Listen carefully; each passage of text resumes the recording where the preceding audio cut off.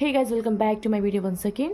और इस वीडियो में हम पी यादव बुक को सॉल्व कर रहे थे। सॉल्व क्या कर रहे थे, आंसर ऑलरेडी लिखा हुआ होता है, पर जस्ट रीड कर रहे तो राइट आंसर हम लोग को जो है याद रखना है। और हमेशा मैं बोलती हूँ कि जब भी आप प्रैक्टिस करो तो आंसर को हाइड करके प्रैक्टिस करना है, जबकि इस वीडियो में हम लोग थोड़ा सा सामने भी आंसर लिखा हुआ है और आंसर के माध्यम से राइट आंसर जाने की कोशिश करेंगे। और ऐसे हम लोग को बुक ख़त्म करने के रास्ते पर है। थोड़ा सा मुझे प्रॉब्लम हो रहा था कि मोबाइल में स्पेस कम हो जा रहा है, तो बार बार दिक्कत हो रहा है। कोशिश किया जाएगा कि जो है वीडियो को कंटिन्यू रखा जाए, आगे तक ख़त्म हो पाए। अभी कई सारे इसके पार्ट्स जो है मैंने अपलोड कर दिए हैं, और ये नेक्स्ट पार्ट है। और पार्ट का नाम मैं लिख दूँगी कौन सा वाला पार्ट है। मुझे लगता है 9th या 10th पार्ट होगा, देख लेना एक बार। पार्ट नंबर मैं लिख दूँगी वहाँ पे। कई सारे शॉर्ट क्लिप हैं। मैं तो कोशिश कर रही हूँ कि 1 घंटे का एटलीस्ट एक वीडियो बनाऊँ, पर 30 मिनट हो रहे हैं या 19 मिनट हो रहे हैं तो कभी कभी वीडियो जो है ऑटोमेटिक बंद हो जा रहा है, क्योंकि स्पेस का प्रॉब्लम है। बार बार शिफ्ट करना पड़ेगा अलग अलग, तो इतना टाइम नहीं कि मैं इसमें से शिफ्ट करूँ, फिर दूसरे में लैपटॉप में डालूँ, और फिर पेन ड्राइव में डालूँ, फिर वहाँ से शिफ्ट करूँ, फिर एडिट करूँ, फिर अपलोड करूँ। तो बहुत टाइम कंज्यूमिंग लग रहा है। ठीक है, ज़्यादा बकवास ना करके अपने काम को शुरू करते हैं। अभी तक क्वेश्चन नंबर हम लोग जो है काफ़ी पीछे जो है ये सब सॉल्व कर चुके हैं। और ये सारा अभी हम लोग का चल रहा है कार्डियो। ठीक है, अभी तक सेल, ब्लड और ख़त्म कर चुके हैं। नेक्स्ट कार्डियो चल रहा है। कार्डियो जैसे ही ख़त्म होगा उसके बाद एंडो है, देन रीनल है।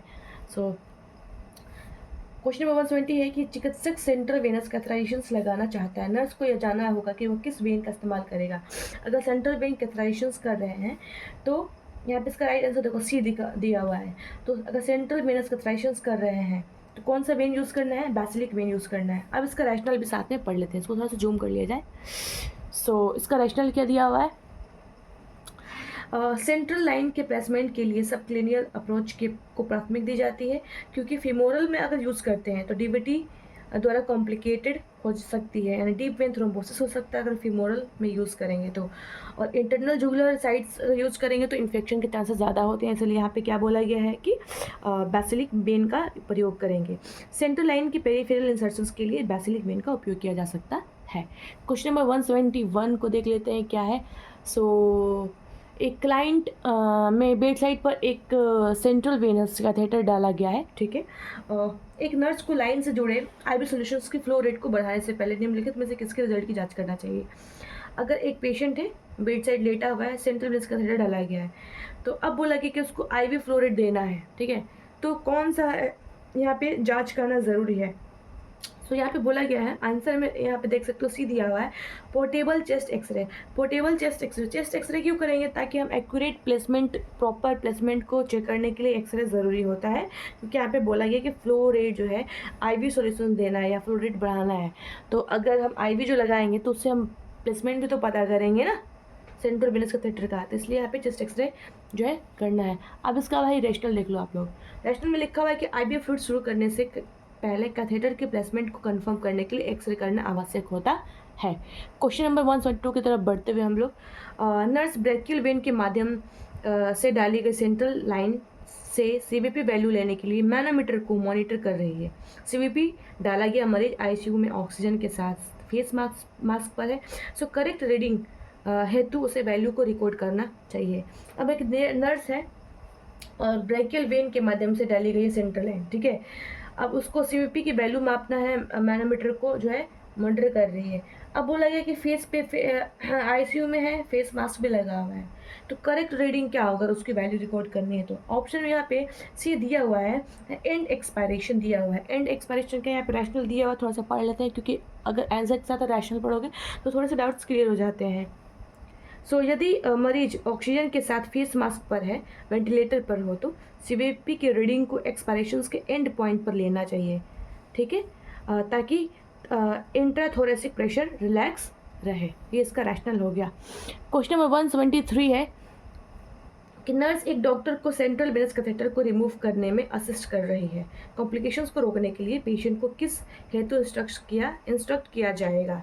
नर्स डॉक्टर को सेंट्रल वेनस कैथेटर को रिमूव करना है, रिमूव करने के लिए असिस्ट कर रही है। अच्छा, अगर हम रिमूव करें तो क्या कॉम्प्लिकेशन हो सकते हैं।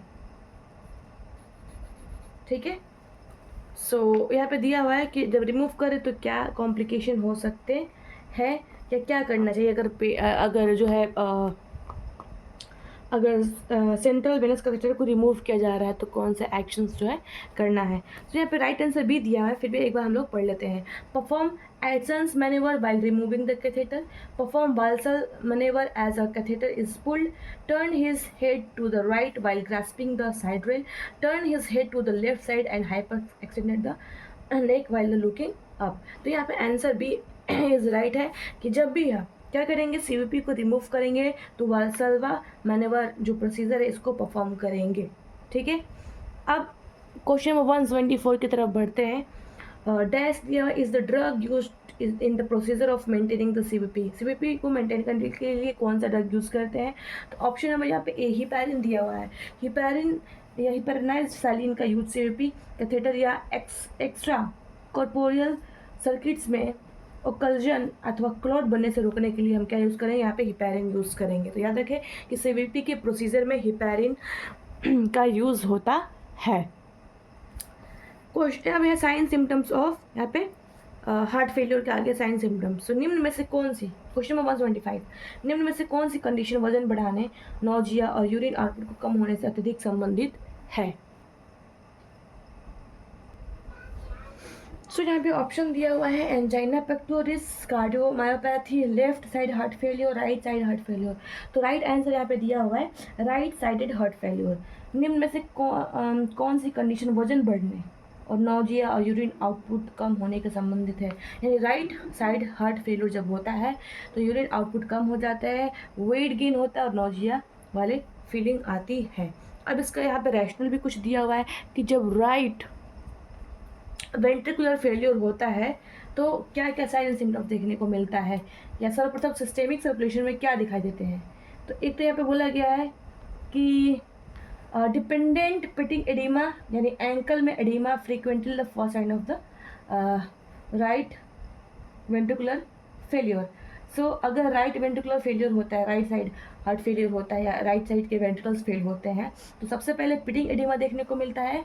पिटिंग एडिमा मतलब अगर उसको प्रेस करेंगे वहाँ पे तो थोड़ा सा डिम्पल या डिप्रेशन का साइन बन जाएगा थोड़ा, उसके बाद वापस से, क्योंकि फ्लूइड का एक्युमुलेशन होता है। ये ज़्यादातर कहाँ होता है? एंकल, जो एंकल है ना वहाँ पे एडिमा देखने को मिलता है। तो फर्स्ट साइन होता है राइट वेंट्रिकुलर फेलियर का। नेक्स्ट है tenderness in right abdominal quadrant.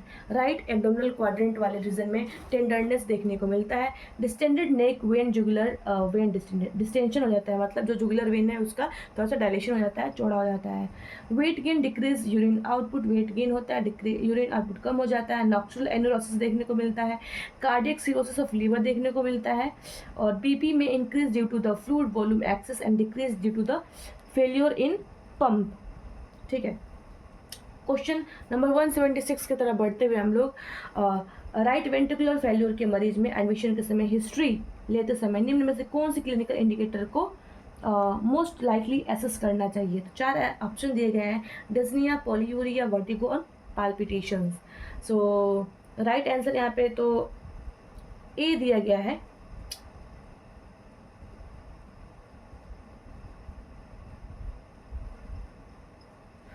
सो ए यहाँ पे नहीं होगा।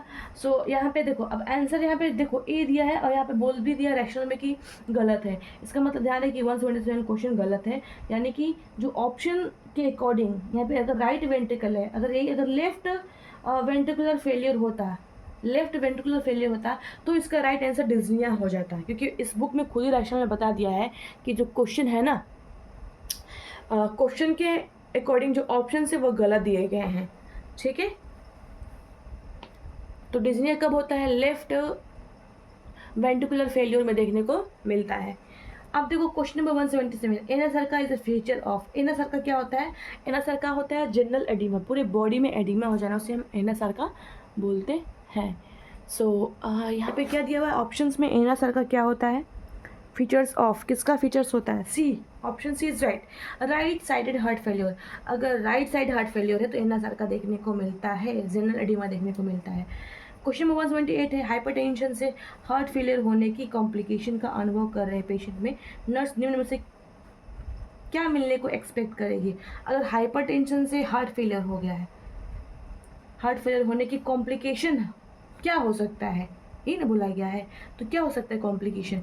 ऑप्शन बी यहाँ पे राइट दिया गया है, देख लेते हैं पहले से क्या है। Distended jugular vein in semi Fowler position, ठीक है। तो अगर सेमी फॉलर पोजिशन दिया जा रहा है तो क्या देखने को मिल रहा है कि जो जुगुलर वेन है पेशेंट का वो डिस्टेंड हो चुका है। तो ध्यान रहे कि हाइपरटेंशन या हार्ट फेलियर की जो कॉम्प्लिकेशन हो सकते हैं यहाँ पे क्या हो सकता है, डिस्टेंडेड जुगुलर वेन हो सकता है।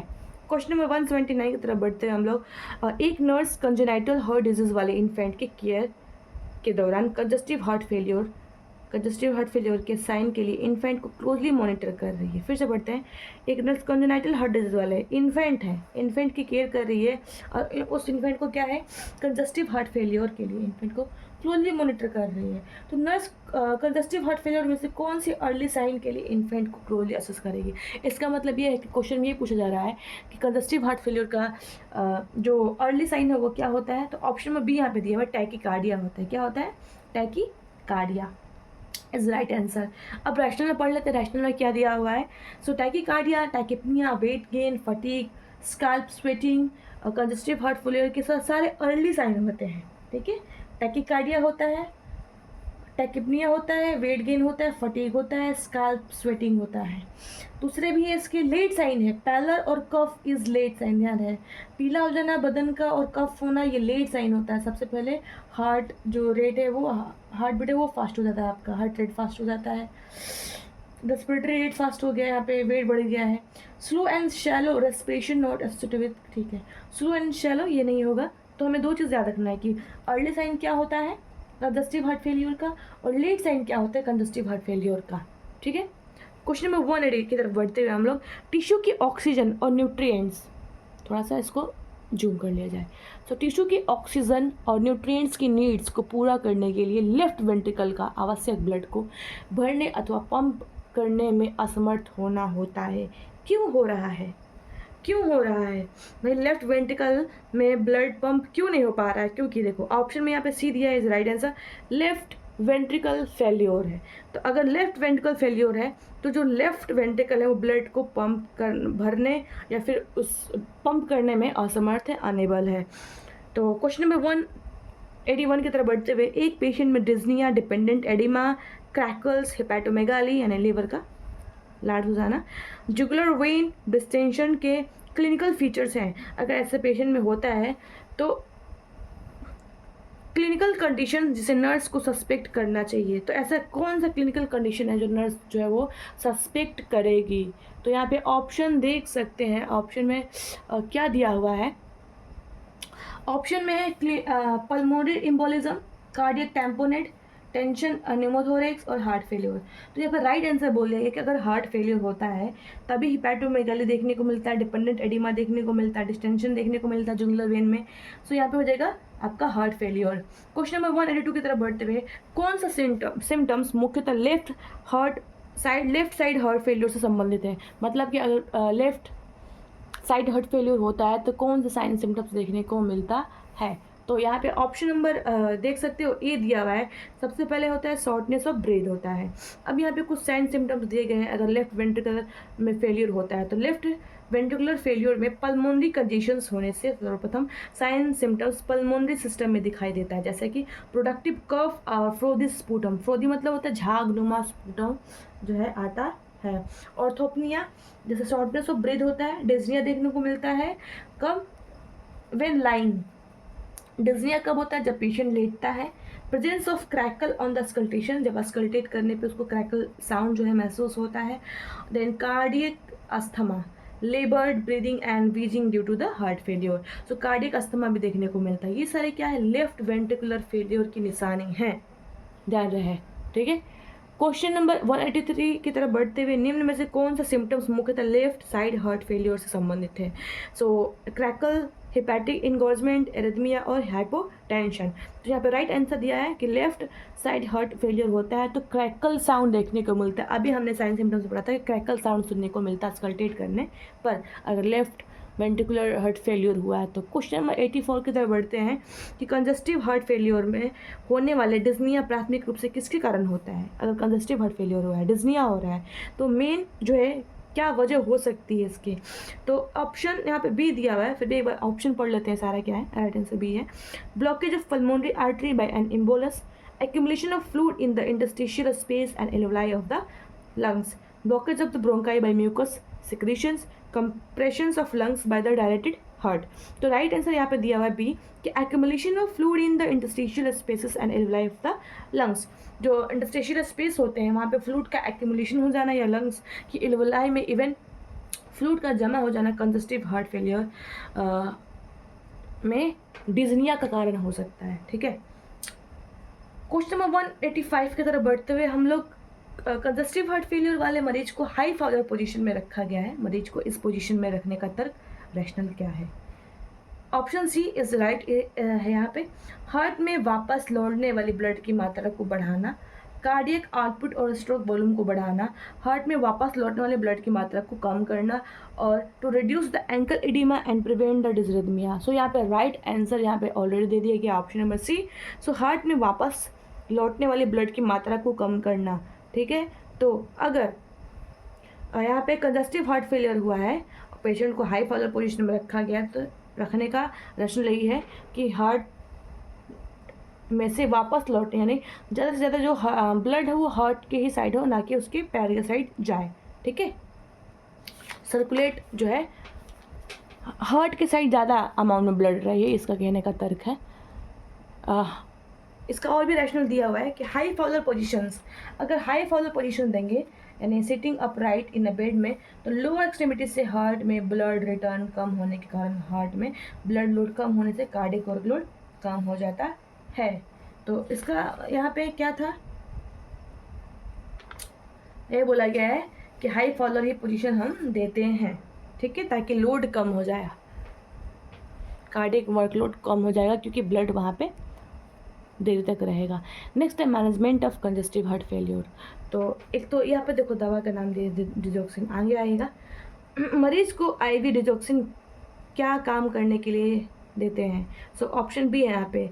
तो डिजॉक्सिन इसलिए देते हैं कंजस्टिव हार्ट फेल्योर में ताकि increase the myocardial contractility, myocardial contractility जो है वो उसको इंक्रीज कर सके, इसलिए डिजॉक्सिन देते हैं। अब देखो यहाँ पे रैशनल में दिया हुआ है digitalis glycosides digoxins congestive heart failure को ट्रीट करने के लिए चॉइस ऑफ ड्रग होती है। ठीक है, ड्रग ऑफ चॉइस अगर पूछा जाए कंजस्टिव हार्ट फेलियर का तो डिजॉक्सिन आ जाएगा यहाँ पे। ये कार्डियक मसल्स की कॉन्ट्रैक्टिलिटी को बढ़ाकर कार्डियक आउटपुट को बढ़ाती है।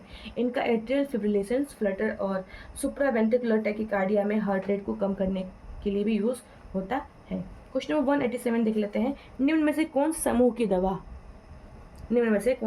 दवा हार्ट फेलियर के मरीज में वेंट्रिकुलर कॉन्ट्रैक्टिबिलिटी को बढ़ाकर कार्डियक परफॉर्मेंस को अधिकतम करती है। हार्ट फेलियर हुआ है और उसमें दवा दे रहे हैं। ठीक है, तो ऐसी कौन सी दवा देंगे जिससे वेंट्रिकुलर कॉन्ट्रैक्टिबिलिटी जो है बढ़ जाए और कार्डियक परफॉर्मेंस अच्छा हो सके, अधिक हो सके। तो यहाँ पे आइनोट्रोपिक जो एजेंट होते हैं वो देते हैं वेंट्रिकुलर कॉन्ट्रैक्टिबिलिटी को बढ़ाने के लिए। अब इसका रैशनल भी दिया है कि कोई भी एजेंट जो फोर्स ऑफ कॉन्ट्रैक्शंस को बढ़ाकर हार्ट की कार्यक्षमता को बढ़ाती है उन्हें आइनोट्रोपिक एजेंट कहते हैं, जैसे कि डिजॉक्सिन दवा देते हैं। ठीक है, क्वेश्चन 188 की तरफ देखते हैं। Drug of choice for congestive heart failure is, क्या हो जाएगा, option number A is right, digoxin हो जाएगा। ठीक है, क्वेश्चन नंबर 189 की तरफ हम लोग बढ़ते हुए। सो 189 क्वेश्चन है, यदि मरीज की पल्स 60 बीट्स पर मिनट से कम हो तो निम्न में से कौन सी दवा को रोक देना चाहिए। अगर 60 से कम है, ठीक है, तो कौन सी दवा नहीं देना चाहिए, रोक देना चाहिए। तो ऑप्शन में यहाँ पे दिया हुआ है ए, डिजॉक्सिन दवा नहीं देना है। ठीक है, हार्ट रेट कम हो गया है तो डिजॉक्सिन दवा जो है रोक देना है। अब इसका रैशनल भी दिया है, रैशनल भी देख लेते हैं क्या रैशनल दिया हुआ है। Digoxin negative chronotropic heart rate कम करने वाली ड्रग है। अतः एडल्ट में 60, चिल्ड्रन में 70, में इन्फेंट में 90 बीट्स पर मिनट से कम हार्ट रेट होने पर डिजॉक्सिन को नहीं देना है। ठीक है, ध्यान रहे कि एडल्ट में 60 से कम हो गया है, बच्चों में बच्चों में, चिल्ड्रन में 70 से कम है और इन्फेंट में 90 से कम है तो डिजॉक्सिन को नहीं देना, क्योंकि यह अत्यधिक या और अधिक हार्ट रेट को कम करने में हेल्प करता है, जिसकी वजह से ब्रेडिकार्डिया हो सकता है। ठीक है, डिजॉक्सिन रोक देना, क्योंकि इससे क्या हो सकता है, ब्रेडिकार्डिया होने के चांसेस होते हैं।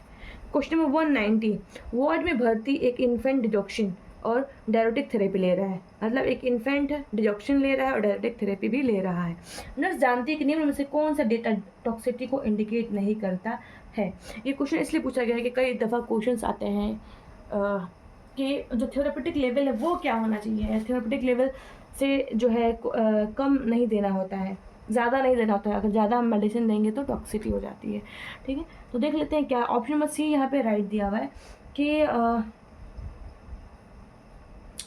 अब बोला गया है कि ऑप्शन यहाँ पे जो सी था ना, ये राइट बोला गया है कि हार्ट रेट अगर देखो 100 है या कोई डिसरिथमिया नहीं है तो कोई इंडिकेशन नहीं है कि भाई पेशेंट को टॉक्सिसिटी हो गई है, इस स्टेटमेंट को छोड़ के। लेकिन क्या क्या हो सकता है कि टॉक्सिसिटी को डिनोट करेगा। एक तो हार्ट रेट 100 से कम है या डिसरिथमिया है, डिसरिथमिया नहीं है। ठीक है, और एक हार्ट रेट 80 से 100 है और एक वोमिटिंग है। तो ये सारे इंडिकेट करते हैं कि क्या है, टॉक्सिसिटी। लेकिन एक ऐसा स्टेटमेंट जो इंडिकेट नहीं करता है कि टॉक्सिसिटी नहीं है, वो ये है ऑप्शन नंबर 3 कि अगर हार्ट रेट 100 से ज़्यादा है और कोई डिसरिथमिया नहीं है। नेक्स्ट है 191, digoxin should not be given if a patient is having what, digoxin कब नहीं देंगे। ठीक है, तो यहाँ पे करेक्ट ऑप्शन लिखा है ऑप्शन नंबर सी कि अगर पेशेंट को ब्रेडिकार्डिया हो गया तो डिजॉक्सिन नहीं देना है। ध्यान रहे, क्वेश्चन 192 की तरफ बढ़ते हुए हम लोग डिजॉक्सिन देने से पहले हमेशा बच्चे की एपिकल पल्स को जांच करना चाहिए, दवा नहीं देनी चाहिए। यदि पल्स रेट कितना होना चाहिए, यहाँ पे बोला गया है A below 90 to 110 beats per minute होना चाहिए। अगर इतना है तो दवा नहीं देना चाहिए डिजॉक्सिन। ठीक है, 90 से कम है, 90 से लेकर 90 से कम है तो नहीं देना चाहिए डिजॉक्सिन। ठीक है, क्वेश्चन नंबर 193 की तरफ बढ़ते हुए कंजस्टिव हार्ट फेलियर वाले 3 वर्ष के बच्चे, एक नर्स डिजॉक्सिन यानी लेनॉक्सिन देने की तैयारी कर रही है। ठीक है, नर्स ने नोट किया है कि apical rate beats per minute, apical rate कितना है, 110 बीट पर मिनट है। तो इस फाइंडिंग के आधार पर कौन सी नर्सिंग एक्शन सबसे उचित हो सकेगी या होगी। तो करेक्ट आंसर यहाँ पे ये दिया है कि अगर अपाइकल रेट जो है 110 बीट्स पर मिनट है तो उसको डिजॉक्सिन दे सकती है। ठीक है, फाइन। क्वेश्चन नंबर 194 है कि इन्फेंट में डिजॉक्सिन देने से पहले नर्स को क्या जांचना चाहिए। तो नर्स को क्या करना चाहिए, तो राइट आंसर ये हो जाएगा apical heart rate for 1 minute, 1 minute के लिए अपाइकल हार्ट रेट को जो है वो जांचना ज़रूरी है। क्वेश्चन इसका रैशनल भी थोड़ा सा दिया हुआ है। डिजॉक्सिन शुरू करने से पूरे पहले 1 मिनट तक एपाइकल पल्स रेट को जांचना चाहिए ताकि एकदम सही पल्स रेट का पता चल सके। क्वेश्चन नंबर 195, कौन सी इलेक्ट्रोलाइट की कमी डिजॉक्सिन टॉक्सिसिटी को बढ़ाता है। कौन सी इलेक्ट्रोलाइट जो देंगे तो डिजॉक्सिन टॉक्सिसिटी जो है बढ़ जाएगा। ऑप्शन नंबर सी पोटेशियम बोला गया है। ठीक है, तो हाइपोकैलेमिया और हाइपरकैल्सीमिया और हाइपोथायराइडिज्म में डिजॉक्सिन टॉक्सिसिटी बढ़ जाती है। अगर हाइपोकैलेमिया है या हाइपर कैल्शियमिया है, कैल्शियम ज़्यादा है और पोटेशियम यहाँ पे कम है तो क्या देखने को मिलेगा, और हाइपोथायराइडिज्म भी है तो डिजॉक्सिन टॉक्सिसिटी बढ़ जाती है, इस बात का ध्यान रहे।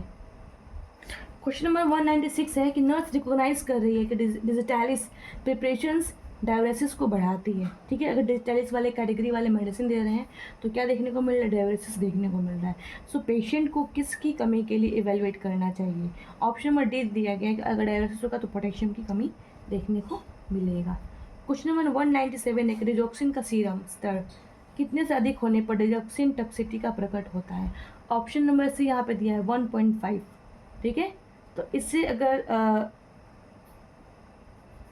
लेवल ज़्यादा हो गया है तो क्या घोषित हो सकता है डिजॉक्सिन टॉक्सिसिटी। अब यहाँ पे देख सकते हो डिजॉक्सिन के थेरापेटिक एवं टॉक्सिक स्तर में बहुत ही मामूली अंतर होता है। जैसे डिजॉक्सिन का थेरापेटिक लेवल 0.5 से 0.8 होता है, और अगर देखो इतना नॉर्मल होता है, बट अगर 1.2 से लेकर अधिक से ज़्यादा हो जाए तो उसकी टॉक्सिटी हम मानेंगे। तो 1.2 जो यहाँ पे दिया हुआ है, इसके नियर बाई में जो ऑप्शन है वो ये दिख रहा है, ठीक है।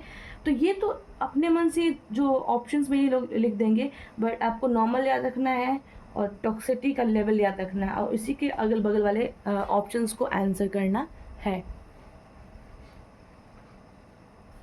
0.5 to 0.8 नॉर्मल होता है, और मोर देन 1.2 जो होगा, अगर होगा तो टॉक्सिटी बढ़ जाती है। इसलिए नर्स को डिजॉक्सिन टॉक्सिटी के लक्षण जैसे कि एनोरेक्सिया भी होते हैं, नोजिया, वोमिटिंग, ब्रेडिकार्डी एवं डिस्डेरिमिया को ध्यानपूर्वक निरीक्षण करना चाहिए। अगर ये दवा चल रहा है तो पेशेंट को मॉनिटर पे रखना होता है। नेक्स्ट है question number 198। Nurse congestive heart failure के मरीज को डिजॉक्सिन की मॉर्निंग डोज देने की तैयारी कर रही है, ठीक है। निम्न में से कौन सा डेटा इस दवा की प्रभावशीलता को सूचित करता है? ऑप्शन नंबर डी दिया गया है कि client's lungs sounds are clear bilaterally. अब इसका रैशनल पढ़ते हैं और देखते हैं क्या कहता है। Client's lungs sound are clear bilaterally means there are no pulmonary congestions, कोई पल्मोनरी कंजेशन नहीं है, लंग्स बिल्कुल क्लियर है। It is an indicator that drug is working effectively. इसका मतलब ये सुनिश्चित करता है कि जो हम दवा चला रहे थे कंजस्टिव हार्ट फेलियर के लिए, जो दवा दे रहे थे, डिजॉक्सिन जो दवा दिया था हमने, तो ये क्या कर रहा है, प्रभावित हो रहा है, इफेक्टिवनेस अपना शो कर रहा है। क्या इसका सबूत है कि पल्मोनरी कंजेशन नहीं है, यानी लंग्स जो है दोनों साइड की क्लियर है बिल्कुल। क्वेश्चन नंबर 199 देख लेते हैं। डिजॉक्सिन यानी लेनॉक्सिन देने वाले मरीज को नर्स इंस्ट्रक्शन देते समय निम्न में से कौन साइड इफेक्ट होने का रिपोर्ट करने की सलाह देंगे? अगर कोई डिजॉक्सिन लेता है तो साइड इफेक्ट क्या हो सकते हैं? Option number B, loss of appetite, भूख नहीं लगेगी। ध्यान रहे, डिजॉक्सिन लेने से साइड इफेक्ट में क्या देखने को मिलेगा? भूख नहीं लगेगी। अब बोला गया है कि डिजॉक्सिन के मोस्ट कॉमन एडवर्स इफेक्ट निम्न में से जैसे हैं एनोरेक्सिया है यानी भूख नहीं लगना, nausea, vomiting, diarrhoea, early manifestation are the GIT disturbance, ठीक है। Atrio ventricular heart blocks, visual disturbance, blood और yellow vision, dysrhythmia, dizziness, neurological depression, decrease heart rate by the slowing conduction, bradycardia होते हैं, ये सारे होते हैं। बट यहाँ पे बोला गया है ना कि अर्ली मैनिफेस्टेशन आर GIT, मतलब GIT में प्रॉब्लम देखने को मिलेगा। तो क्या होगा? एनोरेक्सिया, नोजिया, वोमिटिंग, ये सारे GI सिस्टम के साइन सिम्टम्स हैं। तो सबसे पहले क्या देखने को मिलेगा? अगर डिजॉक्सिन पेशेंट ले रहा है तो क्या साइड इफेक्ट देखने को मिल सकता है? भूख नहीं लगना, एनोरेक्सिया। क्वेश्चन नंबर 200 के साइड पहुंच चुके हैं हम लोग। एक कंजस्टिव हार्ट फेलियर के पेशेंट को डिजिटालिस दिया गया है, ठीक है। निम्न में से कौन सा डिजिटालिस टॉक्सिटी के अर्लीस्ट मैनिफेस्टेशन का सूचक है? अगर डिजिटालिस टॉक्सिटी हो गया तो कौन सा मेन साइन सिम्टम्स है? अभी हमने पढ़ा था कि जो डिजॉक्सिन दे रहे हैं तो सबसे पहले सारे साइन सिम्टम्स तो थे, बट अर्ली मैनिफेस्टेशन में GIT पे, उस डिस्टर्बेंस पे उसका साइन सिम्टम्स अपीयर होता है। सो सबसे पहले यहाँ पे क्या ऑप्शन में दिया है? ऑप्शन नंबर सी है, nausea and vomiting is right answer. Question number 201। एक पेशेंट सुप्रावेंट्रिकुलर टैकिकार्डिया के लिए टैबलेट डिजॉक्सिन से ट्रीट किया जा रहा है, ठीक है।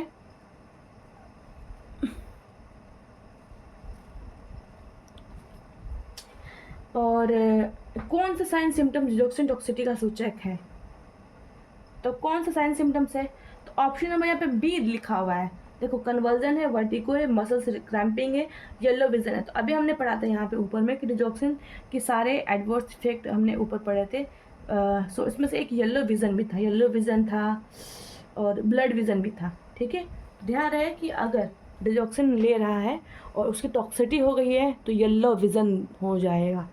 क्वेश्चन नंबर 202 की तरफ बढ़ते हुए हम लोग एक्यूट मायोकार्डियल इन्फेक्शन वाले मरीज के द्वारा हॉस्पिटलाइजेशंस के एक सप्ताह बाद भूख कम लगना और नोजिएटेड फीलिंग रिपोर्ट करने पर निम्न में से कौन सी प्रिस्क्राइब मेडिसिन की नेक्स्ट डोज को विदहेल्ड करना चाहिए? फिर से पढ़ते हुए उतर गया मेरे दिमाग से। एक्यूट मायोकार्डियल इन्फेक्शन वाले मरीज के द्वारा हॉस्पिटलाइजेशंस के एक सप्ताह बाद भूख कम लगता है, ठीक है। नोजिया नॉजिएटेड फीलिंग रिपोर्ट करने पर निम्न में से कौन सी प्रिस्क्राइब, ठीक है। ऑप्शन ए यहाँ पे बोला गया है, ऑप्शन ए इसका जो है राइट आंसर हो जाएगा, डिजॉक्सिन हो जाएगा, ठीक है। क्वेश्चन नंबर 203 की तरफ बढ़ते हैं कि एक पेशेंट जो डिजॉक्सिन ले रहा है तो को नर्स को निम्न में से कौन सा साइड इफेक्ट होने पर रिपोर्ट करने हेतु पेशेंट को इंस्ट्रक्ट करना चाहिए। मतलब पेशेंट को बताना है कि अगर ऐसा कोई सिम्टम्स अपीयर होगा तो तुरंत नर्स को इन्फॉर्म करना है, या नर्स को यहाँ पे इंस्ट्रक्ट करना है पेशेंट को ना दवा लेते वक्त। सो ऑप्शन नंबर यहाँ पे डी दिया हुआ है। सो ऑप्शन देख लेते हैं क्या क्या है। Ringing in ears, signs of bruising, alopecia और सेंसिटिविटी टू सनलाइट। सो यहाँ पे राइट आंसर बोला गया है कि अगर डिजॉक्सिन जो दवा पेशेंट ले रहा है तो नर्स को इंस्ट्रक्ट करना है कि भाई अगर सनलाइट से सेंसिटिविटी होती है तो इस चीज़ को क्या करना है, इंस्ट्रक्ट करना है, सलाह करना है, ठीक है। अब उसका वजह क्या है, तो वजह में भी यहाँ पर रैशनल दिया हुआ है कि sign of bruising, rash, itching and swelling may be a sign of serious allergic reaction to digoxin.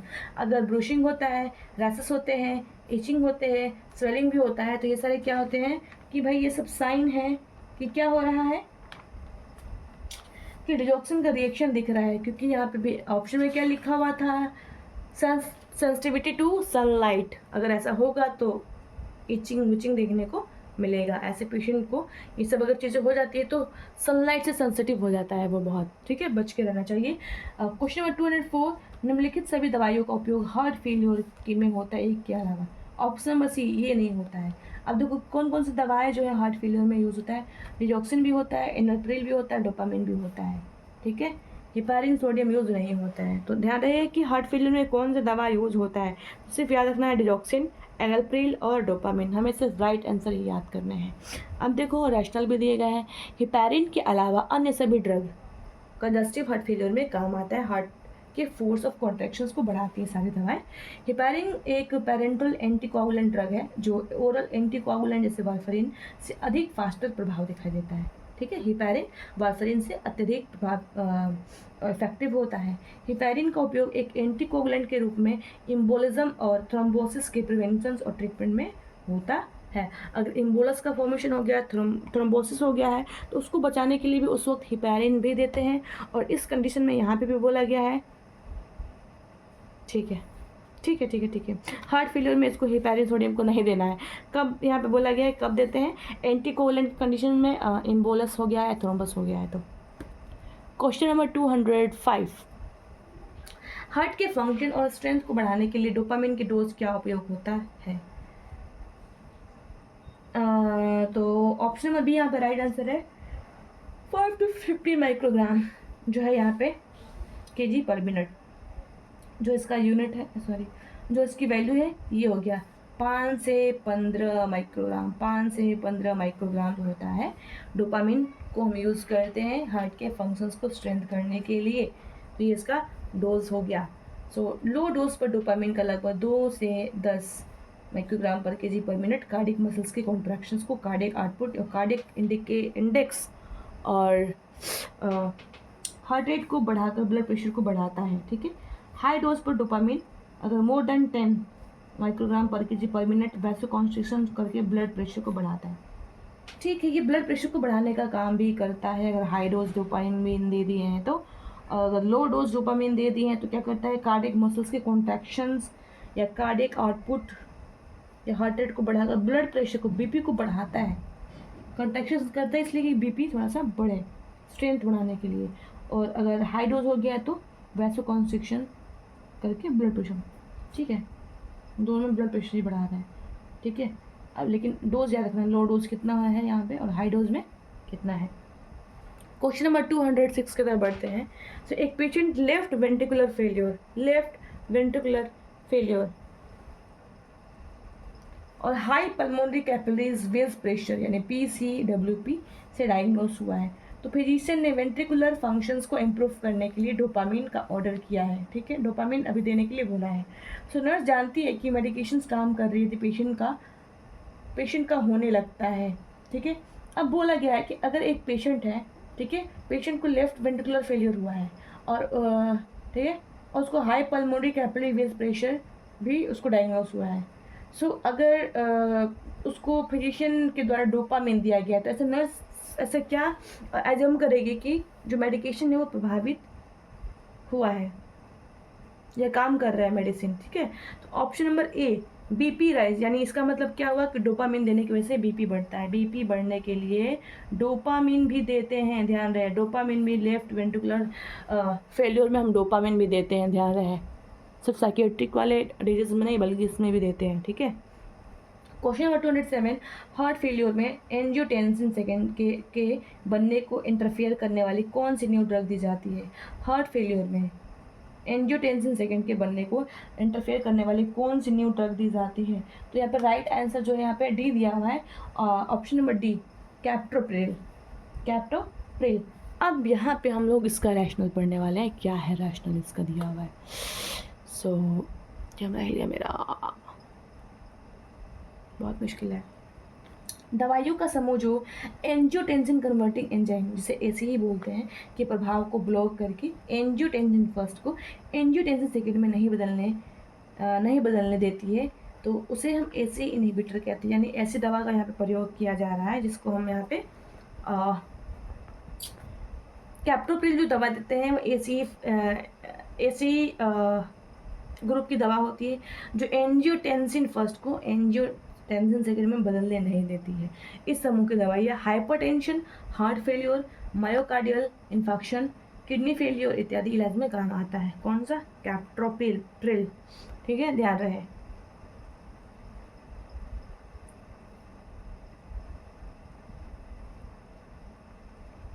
Question number 208, a drug ending in suffix Pril, Pril से जो दवा खत्म होता है उसका नाम क्या है। Option number B, ACE inhibitor की जो दवाएं होती है, एसीई इनहिबिटर की जो दवाएं होती है उसके लास्ट में क्या होता है, प्रिल लगा होता है, कैप्टोप्रिल, ठीक है। तो ये ऐसी जो दवाएं होती है वो किस कैटेगरी में आती है, एसी इनहिबिटर कैटेगरी में आती है। एग्जाम्पल भी है क्या कुछ, देखो, examples of ACE inhibitor are ramipril, captopril, lisinopril etcetera, ठीक है। क्वेश्चन नंबर 209 की तरफ बढ़ते हुए हम लोग, सो एक पेशेंट हार्ट फेलियर के एनलप्रिल और डायरेटिक थेरेपी ले रहा है, ठीक है, और नर्स को अपनी कौन सी फाइंडिंग पर फिजिशियंस को नोटिफाई करना चाहिए कि ये थेरेपी प्रभावी नहीं है।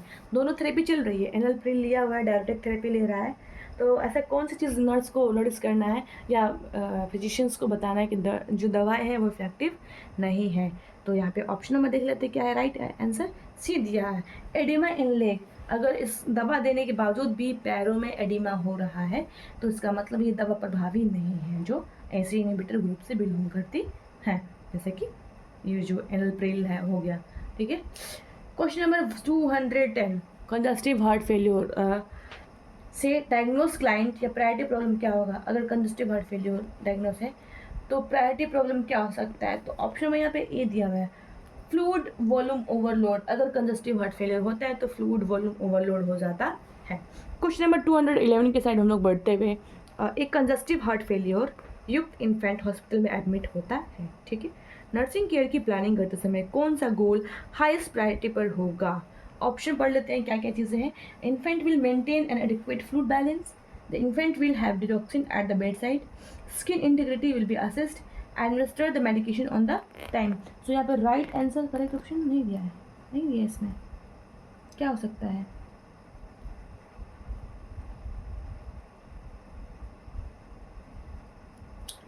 सो ठीक है, सो इसमें आंसर नहीं दिया है तो इसके अकॉर्डिंग में देखो राइट आंसर तो मुझे यही लग रहा है, the infant will have detoxin at the bedside, ये हो सकता है, ठीक है। तो अगर आपको कोई इसमें से लग रहा है सही है या यही सही है तो भी आप कमेंट जरूर करना क्वेश्चन नंबर 211 में, ठीक है। इसका आंसर नहीं दिया उसके अकॉर्डिंग लेंगे यही आंसर होना चाहिए, डिटॉक्सिन रखेंगे obviously congestive heart failure. Question number 212 की तरफ बढ़ते हैं। Diet for patient with congestive heart failure, एक जो पेशेंट है ना कंजस्टिव हार्ट फेलियर के, उनका डाइट क्या होना चाहिए। तो ऑप्शन में पढ़ लेते हैं क्या क्या है, onion, salt, garlic powder, C salt and paper, garlic sodium and nutmeg और जिंजर एंड बे लीव्स। तो ऑप्शन नंबर यहाँ पे डी दिया है। अब देखो ऑप्शन नंबर डी क्यों है भाई, तो हम साफ साफ है भाई कि इसमें भी सॉल्ट है, इसमें भी सॉल्ट है और इसमें भी सोडियम लिखा गया है। तो जिंजर एंड बे लीव्स, ठीक है।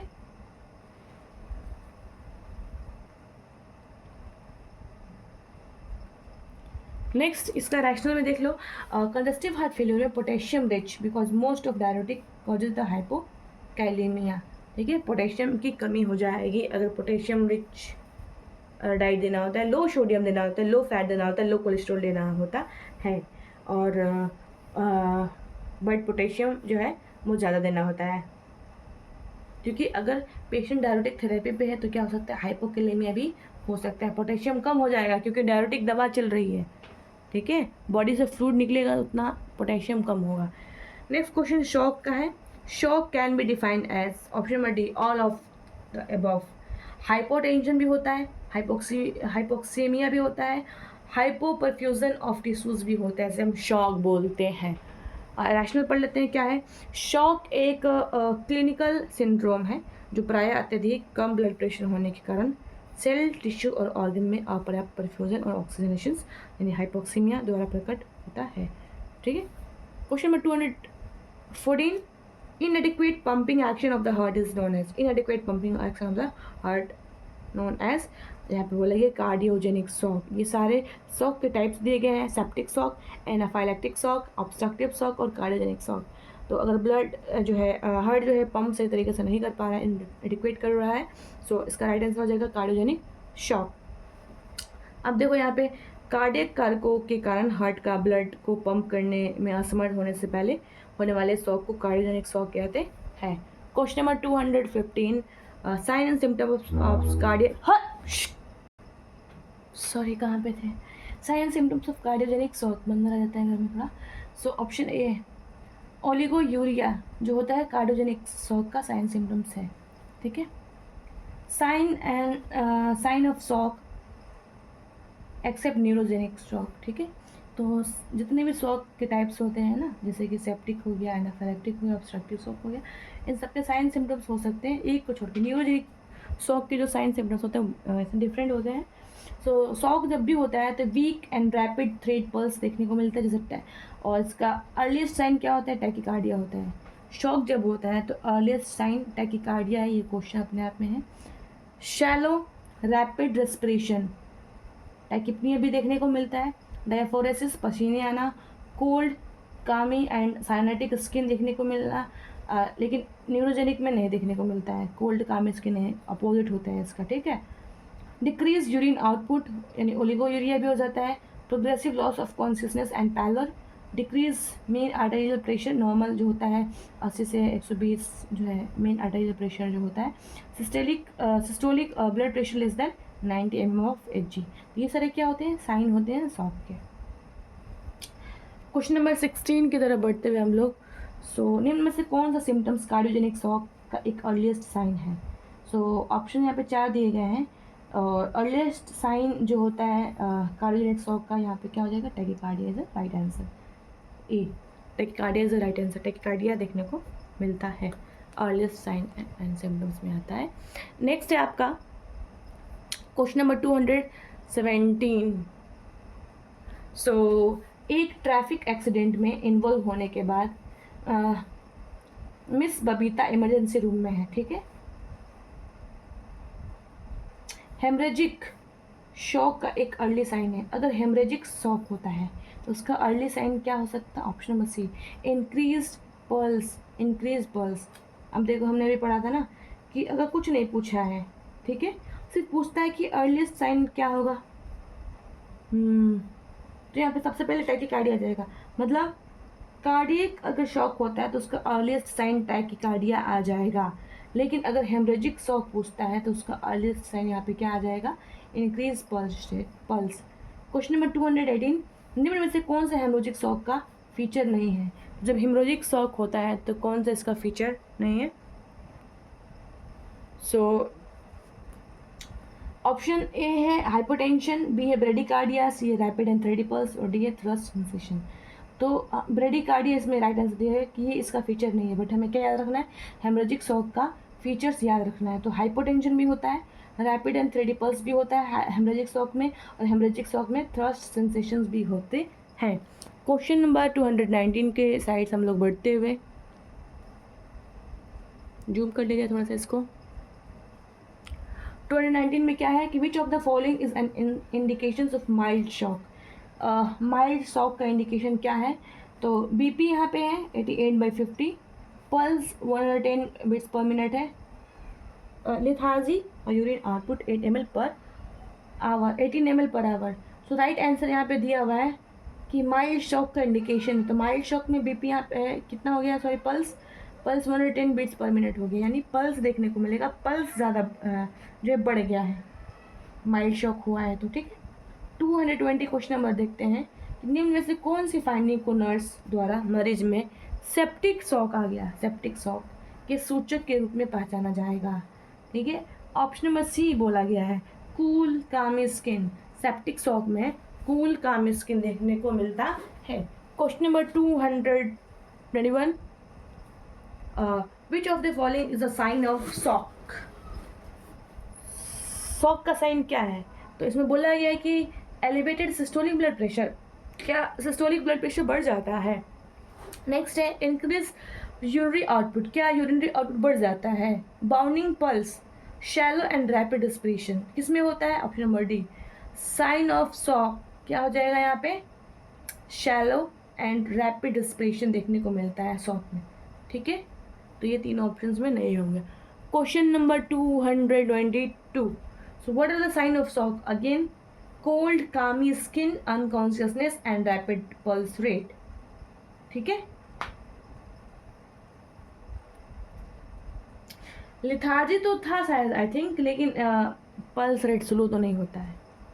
क्वेश्चन नंबर 223 की तरफ बढ़ते हैं। सो नर्स जानती है कि निम्न में से कौन सा मेजरमेंट कार्डियोजेनिक शॉक का निर्धारण करने के लिए मोस्ट इंफॉर्मेटिव है। कार्डियोजेनिक शॉक के लिए कौन सा इंफॉर्मेशन इंपॉर्टेंट है? ऑप्शन पहला था यहाँ पे आर्टेरियल ब्लड प्रेशर, और ऑप्शन देखो यहाँ पे ऐसे थोड़ा सा मैं कर देती हूँ, ठीक है, थोड़ा सा सेट करना पड़ता है इसको।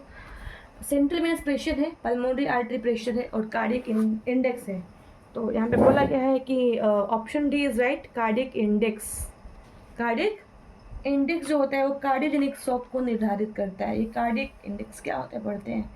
Cardiac output expressed in litres per minute, okay, को body surface area expressed in square metre से डिवाइड करने पर कार्डियक इंडेक्स प्राप्त होता है। फिर से कार्डियक आउटपुट को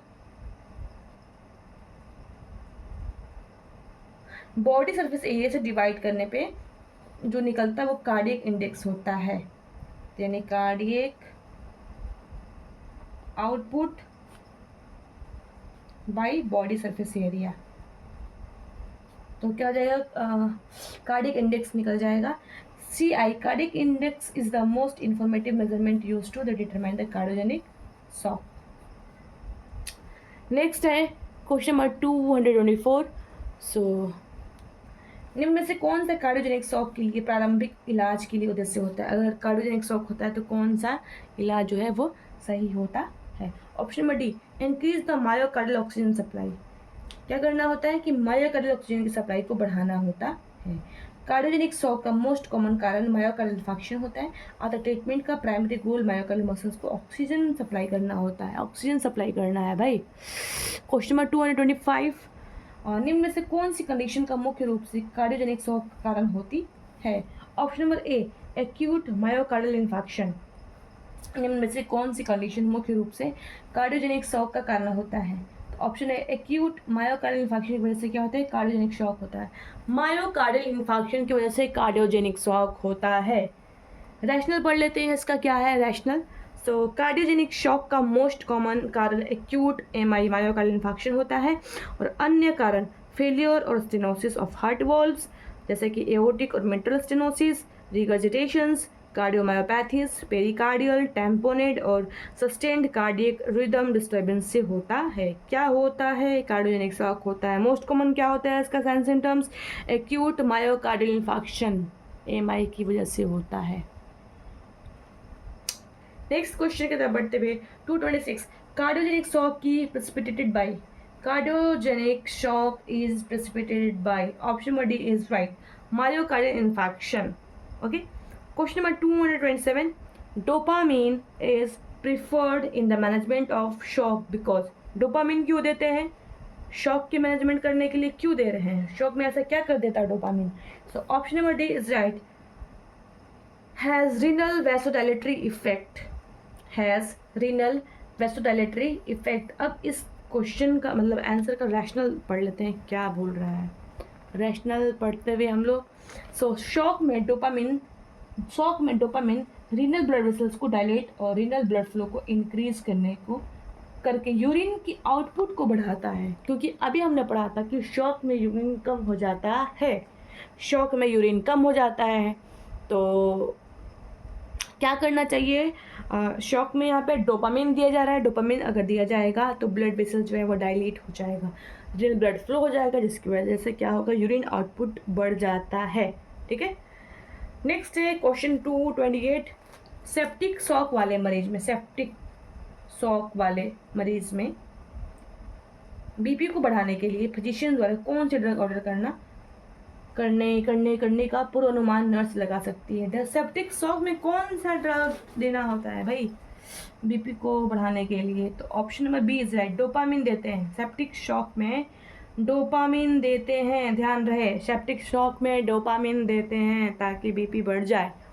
क्वेश्चन नंबर 229, कोल्ड शॉक, अरे भाई इसका रैशनल पढ़ लेते हैं। डोपामिन का उपयोग कार्डियोजेनिक और सेप्टिक शॉक को ट्रीट करने के लिए होता है भाई साहब। ठीक है, अब देखो क्या बोल दिया गया है, डोपामिन का उपयोग कार्डियोजेनिक शॉक में भी और सेप्टिक शॉक में दोनों को ट्रीट करने के लिए दिया जाता है। वैसोप्रेशर जैसे डोपामिन और नॉरएपिनेफ्रिन का यूज सेप्टिक शॉक में ब्लड प्रेशर को स्टेबलाइज करने के लिए करते हैं। Question number 229, cold shock is also called as, cold shock को हम लोग किस शॉक के नाम से जानते हैं।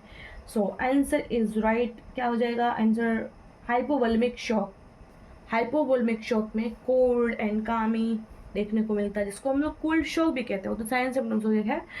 हाइपोवोलेमिक शॉक को कोल्ड शॉक के भी नाम से जानते हैं। क्वेश्चन नंबर 230, वीडियो 52 मिनट्स के हो गए हैं और ऑटोमेटिक ये बंद हो जाएगा, तो नेक्स्ट पार्ट में इसका मैं बनाऊंगी। सो इतना ही 1 घंटे का ही होगा तो ठीक है, अगला पार्ट अभी तुरंत बनाऊंगी मैं। सीवियर एलर्जिक रिएक्शन के कारण ओवरवेलिंग सिस्टेमिक वैसोडाइलेशंस और रिलेटिव हाइपोवोलेमिया होने से निम्न से क्या रिजल्ट हो सकता है, फिर से पढ़ते हैं। सीवियर एलर्जिक रिएक्शन के कारण ओवरवेलिंग सिस्टेमिक वैसोडाइलेशंस होता है और रिलेटिव हाइपोवोलेमिया होने से क्या रिजल्ट हो सकता है। Option number B is right, oh fine, अगर एनाफाइलेक्टिक शॉक है तो सीवियर एलर्जिक रिएक्शन की वजह से होता है, anaphylactic shock severe allergic reaction की वजह से होता है। अब एनाफाइलेक्टिक शॉक जो है इसका रैशनल पढ़ लेते हैं, ये type first hyper sensitivity reaction में आता है, टाइप फर्स्ट जो होता है एलर्जिक हाइपर सेंसिटिविटी रिएक्शन में आता है। सो जब आप पढ़ोगे ना हाइपर सेंसिटिविटी रिएक्शन के जो टाइप्स होते हैं 4 होते हैं, टाइप फर्स्ट होता है, टाइप सेकेंड होता है, टाइप थर्ड होता है, टाइप फोर्थ होता है। सो टाइप फर्स्ट जो होता है उसमें एनाफाइलेक्टिक रिएक्शंस आता है, टाइप सेकेंड में आपका जब पढ़ोगे तो साइटोटॉक्सिक आते हैं, टाइप थर्ड में आता है आपका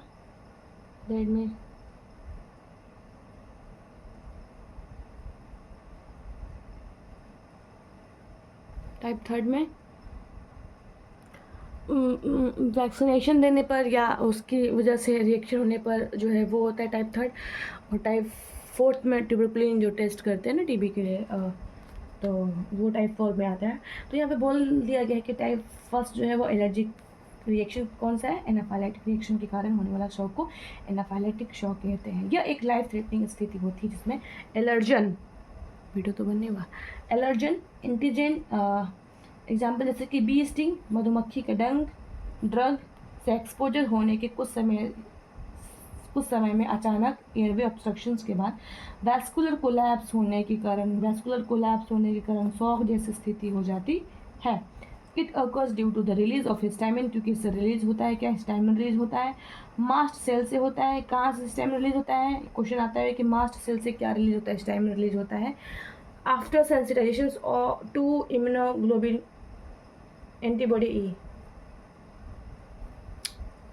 question number 231, mediator of anaphylactic shock, anaphylactic shock का मेडिएटर कौन होता है? ऑप्शन नंबर ए हिस्टामिन होता है। क्या होता है? एनाफाइलेक्टिक शॉक में मेडिएटर होता है वो हिस्टामिन होता है, मेडिएटर सॉरी हिस्टामिन होता है। अब बैटरी भी नहीं है, 20% बैटरी, कोई बात नहीं। एक पेशेंट इमरजेंसी में मल्टीपल बीइंग स्टिंग की हिस्ट्री, मतलब एक पेशेंट इमरजेंसी में है और जो है बीइंग जो होती है ना, बी के स्टिंग जो है, मधुमक्खी या मक्खियों के जो स्टिंग होते हैं, तो वैसे उसकी हिस्ट्री है और 80/50 ml ऑफ GBP आता है, तो उसे है क्या है? Option number D anaphylactic shock है। अगर मधुमक्खियों के काटने की वजह से कई बार उस मल्टीपल ऑफ टाइम्स जो है उसको काटा गया है, सो उसकी वजह से यहाँ पे बीपी का रेंज देख सकते हैं 80/50, तो कौन सा शॉक है? एनाफाइलेक्टिक शॉक है। तो मधुमक्खियों से बच के रहे, ठीक है, तुरंत एलर्जी की दवा लेना चाहिए वहाँ पे। नेक्स्ट है post operative shock. Post operative shock, post operative मतलब सर्जरी के बाद जो शॉक होता है कि अर्लीस्ट साइन को नर्स द्वारा किसे ऑब्जर्व करके मॉनिटर करना चाहिए। ऑपरेशन के जस्ट बाद अगर शॉक होता है तो नर्स को अर्लीस्ट साइन क्या मॉनिटर करना चाहिए, ऑब्जर्व करना चाहिए? Option number A pulse rate को ऑब्जर्व करना चाहिए। ऑपरेशन के बाद होने वाले शॉक को सर्जिकल शॉक अथवा पोस्ट ऑपरेटिव शॉक कहते हैं। यह शॉक प्रायः अत्यधिक हेमरेज होने के कारण, हाइपोवोलेमिया तथा एनेस्थीसिया के प्रभाव के कारण होता है। अगर ब्लड कम हो गया है, मतलब ब्लड ज़्यादा जो है वो ज़्यादा बह गया है जिसके कारण हाइपोवोलेमिया होता है, या एनेस्थीसिया देने के कारण भी क्या होता है यहाँ पे जो है पल्स रेट जो है उसको ऑब्जर्व करना होता है। Post operative shock hypovolemia shock के प्रारंभिक लक्षण पल्स रेट का बढ़ना होता है। पल्स रेट जो यहाँ पे बढ़ जाता है, पल्स रेट बढ़ जाता है एनेस्थीसिया देने पे भी, ठीक है। और टैकीकार्डिया होता है, अतः नर्स को पल्स रेट को सावधानीपूर्वक मॉनिटर करना चाहिए ताकि शॉक को प्रारंभिक अवस्था में रोका जाए। पल्स रेट क्यों बढ़ता है? क्योंकि कंपनसेशन करने की कोशिश करता है। क्वेश्चन नंबर 234, ब्लड या बॉडी फ्लूइड्स के शीघ्र लॉस के कारण, ब्लड या बॉडी फ्लूइड्स के शीघ्र लॉस के कारण होने वाली लाइफ थ्रेटनिंग कंडीशन को जाना जाता है। Option number D hypovolemic shock, अगर बहुत ज़्यादा बॉडी के फ्लूइड्स लॉस हो गए हैं या बॉडी के फ्लूइड्स जो जब लॉस होते हैं ना उसको हम हाइपोवोलेमिक शॉक के नाम से जाना जाता है। क्वेश्चन नंबर 235, नर्सिंग ऑब्जर्वेशंस जिसे तुरंत फिजिशियंस को रिपोर्ट करना चाहिए। तो weak thready pulse, hypotension and decrease यूनिटरी आउटपुट, मुझे तो यही लग रहा है यही है आंसर, यही है। Obstruction of the intravenous tubing and inflammation of the puncture site, removal of the sign of the local infection, कोई बड़ी बात नहीं, इन्फेक्शन हो गया है तो 350 millimeters of yellow green drainage from the nasal tube during the 8-hour shift। तो सबसे पहले अगर क्या ऑब्जर्व करना होता है? Weak thready pulse, hypotension and decrease the urinary output अगर हुआ है, ये सारे साइन जो है वो शॉक के ही हैं, तो नर्स को तुरंत क्या करना है? फिजिशियंस को रिपोर्ट करना है। अब यहाँ पे रैशनल में दिया हुआ है कि वीक थ्रेडी पल्स, हाइपोटेंशन और यूरिनरी आउटपुट का कम होना लाइफ थ्रेटनिंग हाइपोवोलेमिक शॉक की विशेषता है, इसलिए रोगी के जीवन को बचाने के लिए तुरंत रिपोर्ट किया जाना चाहिए। क्वेश्चन नंबर 236, निम्न में से कौन सा हाइपोवोलेमिक शॉक कर सकता है? Allergic reaction to medication, option A and option B.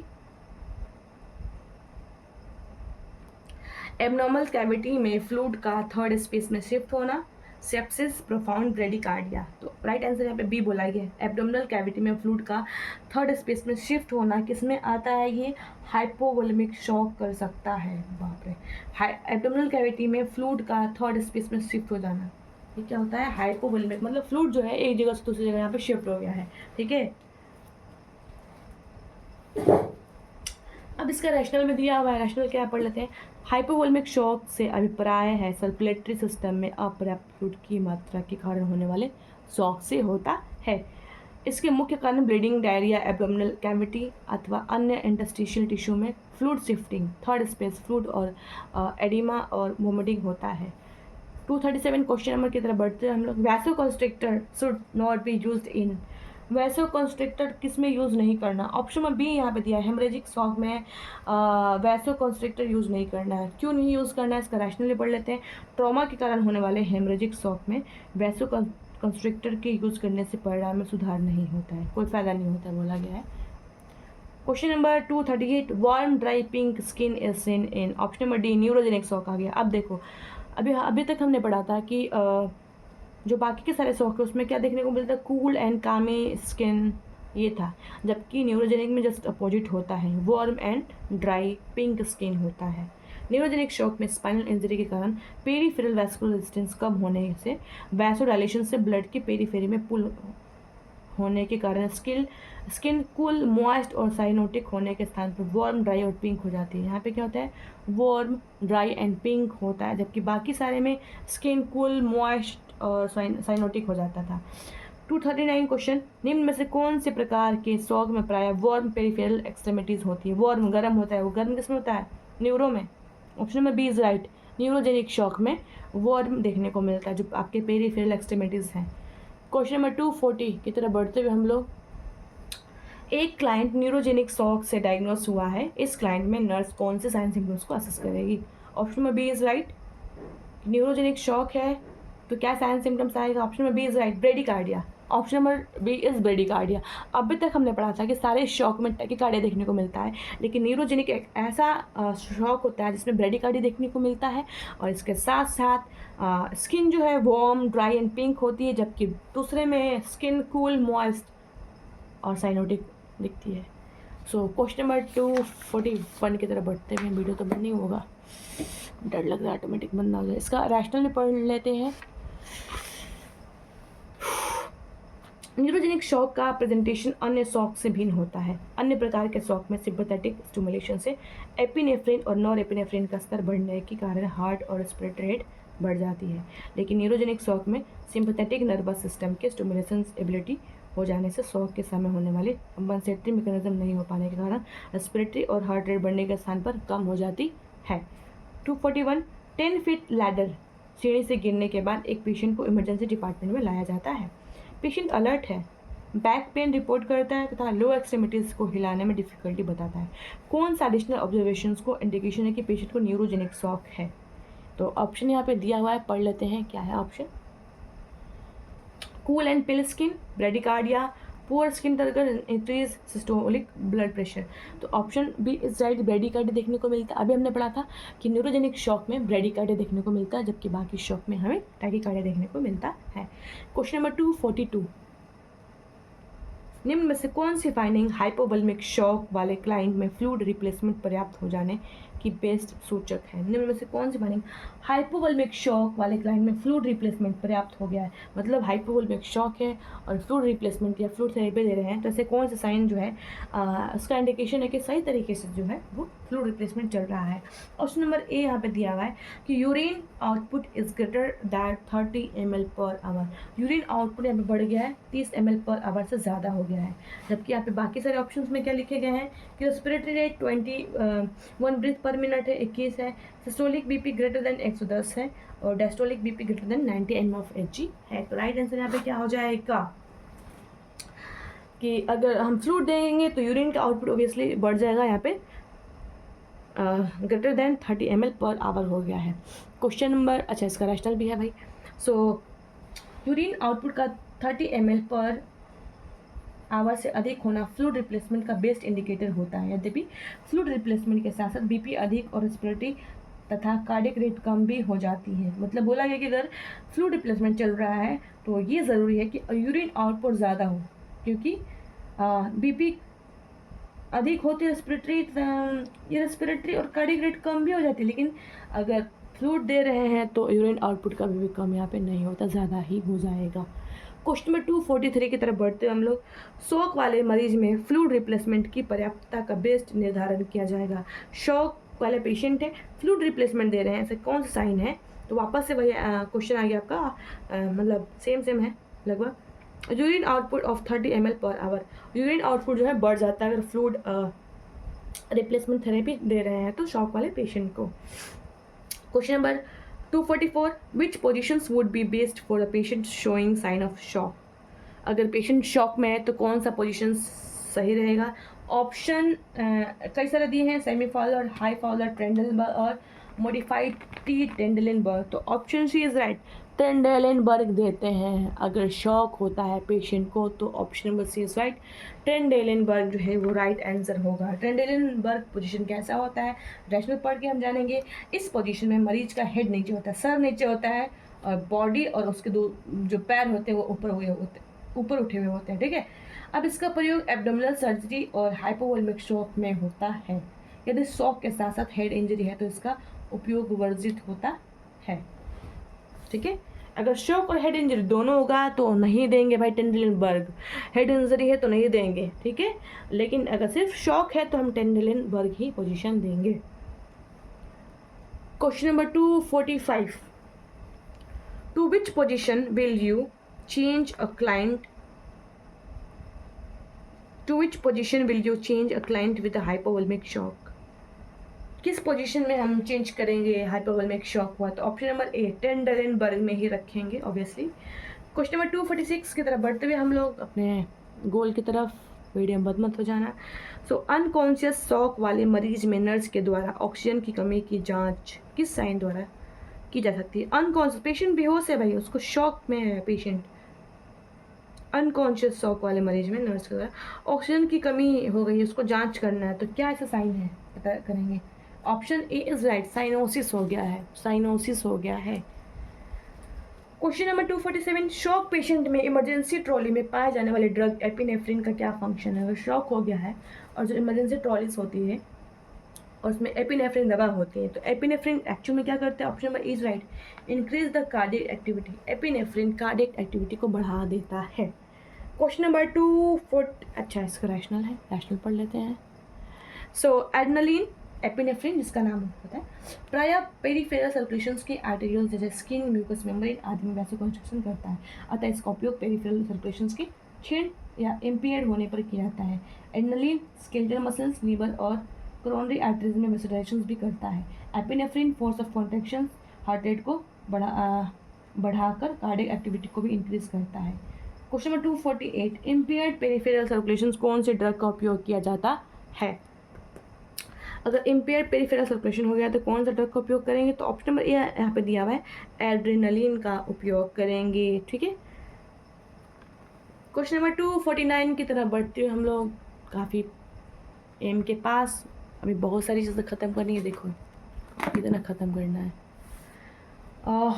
Effect of adrenaline on heart includes, effect क्या होगा हार्ट पे एड्रेनलिन देंगे, तो option A increase the heart rate को बढ़ा देगा। क्वेश्चन नंबर 250, निम्न में से कौन सी दवाइयाँ बाहरी रक्त वाहिनियों को पेरिफेरल वास्कुलर रेजिस्टेंस में प्रतिरोध को बढ़ाती है। Option number A adrenaline HCl, adrenaline दवा देंगे जो कि पेरिफेरल वास्कुलर रेजिस्टेंस को बढ़ाती है। क्वेश्चन नंबर 251, हेमरेजिक शॉक वाले मरीज में शुरुआती में पुनर्जीवन यानी इनिशियल रिसस्टेट के समय किस फ्लूइड को प्रीफर किया जाता है। अगर उसको रिसस्टेट कर रहे हैं तो ऑप्शन ए रिंगर लैक्टेट। आप इसका रैशनल पढ़ लेते हैं। क्रिस्टलवाइड सॉल्यूशन जैसे कि रिंगर लैक्टेट, RL और आइसोटोनिक सोडियम फ्लोराइड सॉल्यूशन मरीज के हेमोडायनेमिकली स्थिर नहीं होने तक फ्लूइड रेजिस्टेंस हेतु फर्स्ट चॉइस ऑफ फ्लूइड होता है। प्रति लीटर फ्लूइड लगभग 20 से 25% ब्लड वॉल्यूम को बढ़ा देता है। 20 से 25% ब्लड वॉल्यूम को बढ़ाता है कौन, रिंगर लैक्टेट, RL जिसे कहते हैं। क्वेश्चन नंबर 252, BP और पेरिफेरल सर्कुलेशंस को रिस्टोर करने हेतु तुरंत किया जाने वाला मैनेजमेंट क्या होगा। BP को, पेरिफेरल सर्कुलेशंस को रिस्टोर।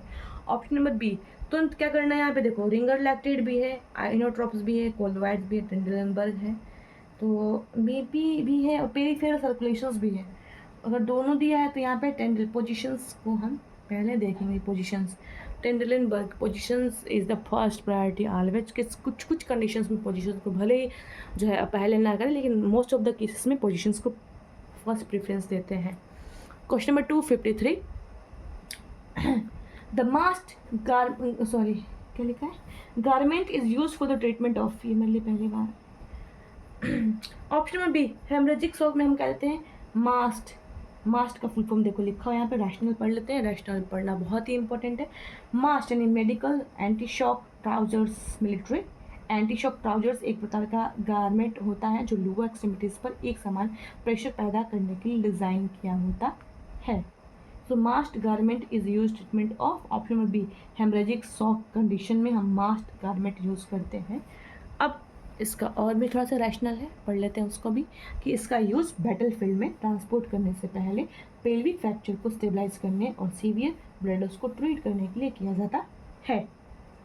अब नेक्स्ट है cardiac arrest and heart blocks. Question number 254 की तरफ बढ़ते हुए हम लोग, so management of cardiac arrest include except, cardiac arrest के मैनेजमेंट में सब कुछ कर सकते हैं एक को छोड़ा के, तो एक को हटा दो। मैसिव आईवी इन्फ्यूजन नहीं करना है, तो क्या करना है हमें वो याद रखना है, राइट आंसर हमें हमेशा याद रखना है, राइट पॉइंट याद रखना है, गलत नेगेटिव पॉइंट नहीं याद रखना है।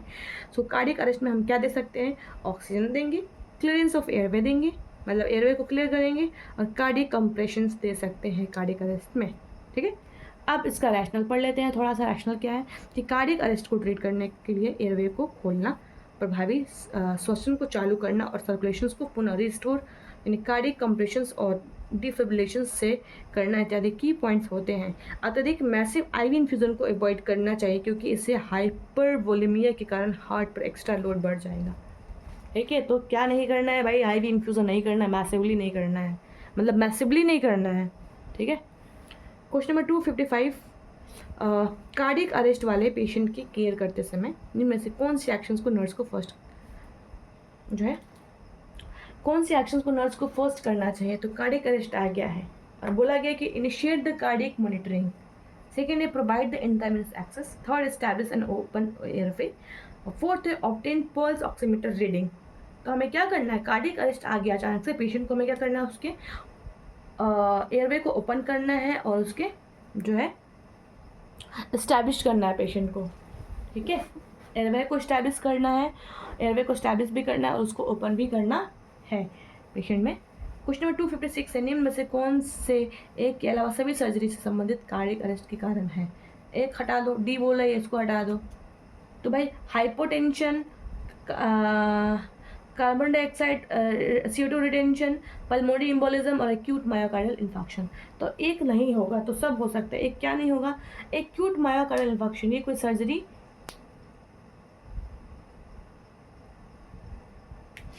ये कार्डियक अरेस्ट से संबंधित नहीं है, ठीक है। सो हाइपोटेंशन और CO2 और पल्मोनरी एम्बोलिज्म, ये जो है आपको राइट पॉइंट याद रखना है। अब इसका हम लोग रैशनल पढ़ते हैं ना तो उसके पॉइंट जो है क्लियर होंगे। अरे भाई इसको सीधा कर लेते हैं, ठीक है। सो फंक्शनल सर्कुलेशंस का अचानक बंद हो जाना कार्डियक अरेस्ट कहलाता है। यद्यपि कार्डियक अरेस्ट के मुख्य कारण एक्यूट मायोकार्डियल इन्फेक्शन और वेंट्रिकुलर एडमिया होता है, लेकिन सर्जरी के दौरान कार्डियक अरेस्ट के मुख्य कारण pulmonary embolism, hypotension due to excessive blood और इफेक्ट ऑफ एनेस्थेसिया और hypoxia from the hypoventilation, CO2 retention हो सकता है। मतलब कार्डियक अरेस्ट का कारण क्या हो सकता है, सो ये नहीं होगा, बाकी सारे जो है कार्डियक अरेस्ट के जो है कारण हो सकते हैं। हाइपोटेंशन में हो जाएगा, CO2 रिटेन हो गया है और पल्मोनरी एम्बोलिज्म, सारे कार्डियक अरेस्ट के कारण हो सकते हैं। सो वीडियो को यही बंद करते हैं, बैटरी मेरी काफ़ी लो हो गई है, मतलब फ़ोन की। क्वेश्चन नंबर 257 से अगले वीडियो में शुरू करेंगे। थैंक यू सो मच इस वीडियो को देखने के लिए। क्वेश्चन की प्रैक्टिस आंसर को हाइड करके करना है और कंटिन्यू पढ़ते रहना है। जितना भी पॉसिबल हो सके मैं वीडियो बनाने की कोशिश करूँगी, क्योंकि थोड़ी सी प्रॉब्लम आती है मुझे वीडियो बनाने में, स्पेस की कमी हो जाती है और बैटरी देखो ड्रेन हो रहा है बहुत ज़्यादा, बार बार चार्ज करना पड़ता है। कई सारे 4-5 इसके जो है मैं वीडियो बनाने वाली हूँ, तो इसलिए ज़्यादा कोई ना। So thank you so much, stay tune. और ऐसे ही अगला जो पार्ट मिलेगा आपको 257 क्वेश्चन नंबर अगले पार्ट में मिलेंगे, अगले वीडियोज़ में मिलेगा। सो जो सीरीज़ है उसको फॉलो कीजिए। सो ये बुक हिंदी में है एक्चुअल में, मतलब बाइलिंगुअल आ गया था, तो सो ऐसे ही मुझे कंटिन्यू करना पड़ गया। कोई ना, आपके पास जो इंग्लिश है उसी को पढ़ना है, क्वेश्चन को पढ़ते रहना है, ठीक है। Thank you so much.